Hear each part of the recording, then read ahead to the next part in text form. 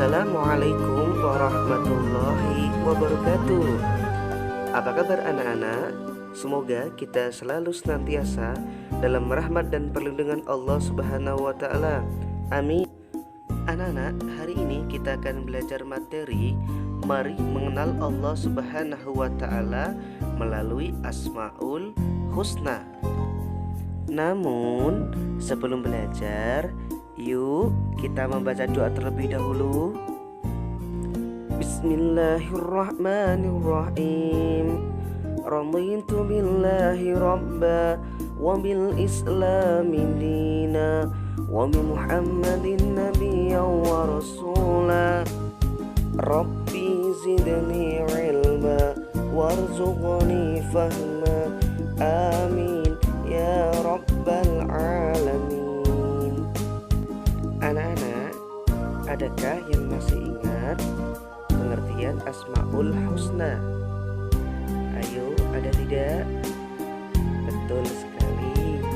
Asmaul Husna adalah nama-nama Allah yang baik, yang indah, yang jumlahnya ada 99.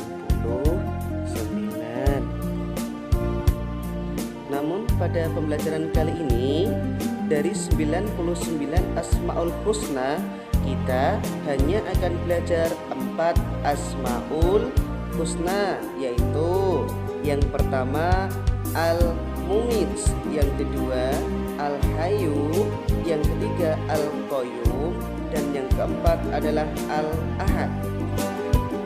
Al-Mumit artinya Allah Maha Mematikan.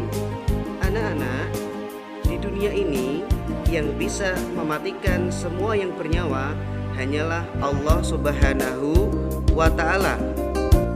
Segala sesuatu yang bernyawa pastilah akan mati. Oleh karenanya, sebagai manusia yang kelak akan mati, hal yang terpenting yang harus kita lakukan adalah menyiapkan bekal untuk menghadapi kematian, seperti melakukan amal baik, mengerjakan sholat, zakat, puasa, serta menjauhi perbuatan-perbuatan yang dilarang oleh Allah Subhanahu wa Ta'ala. Kemudian Asmaul Husna yang kedua adalah Al-Hayyu. Al-Hayyu artinya Allah Maha Hidup. Anak-anak, kehidupan yang sekarang kita rasakan tidak lepas adalah karunia dari Allah Subhanahu wa Ta'ala.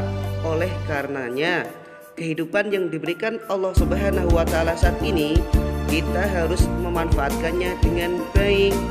Lakukan perbuatan yang baik, jangan melanggar larangan-larangan yang telah ditentukan oleh Allah Subhanahu wa Ta'ala. Asmaul Husna yang ketiga adalah Al-Qayyum. Al-Qayyum artinya Allah Maha Berdiri atau mandiri. Dalam menciptakan sesuatu, Allah tidak pernah meminta bantuan kepada orang lain atau makhluk lain. Allah mampu mengerjakannya sendiri. Sebagaimana firman Allah, "Idza arada syai'an ayyaqula lahu kun fayakun." Ketika Allah menghendaki untuk menciptakan sesuatu, Allah cukup berkata kun fayakun. Kun jadilah, fayakun maka akan jadi.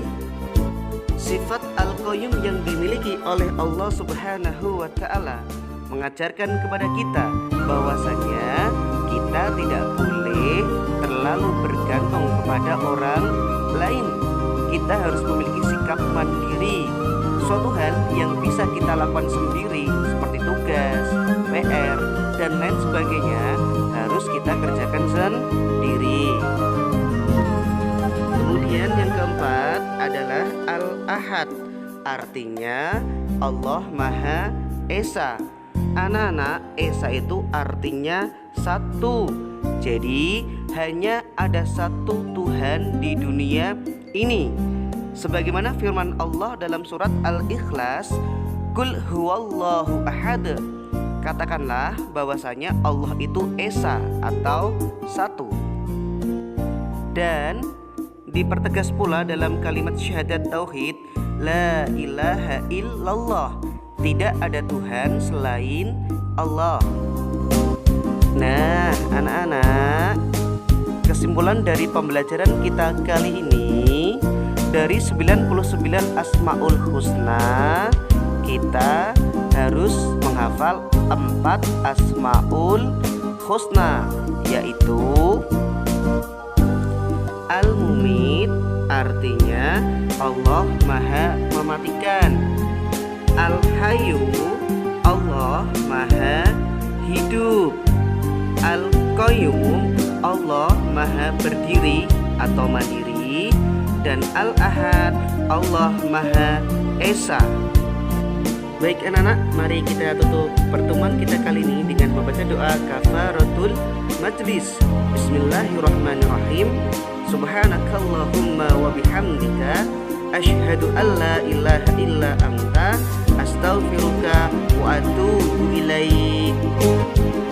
Jangan lupa sholat, jangan lupa mengaji, jaga kesehatan, hormat patuh terhadap orang tua. Wallahu muwaffiq ila aqwamit thoriq wal afu minkum. Wassalamualaikum warahmatullahi wabarakatuh.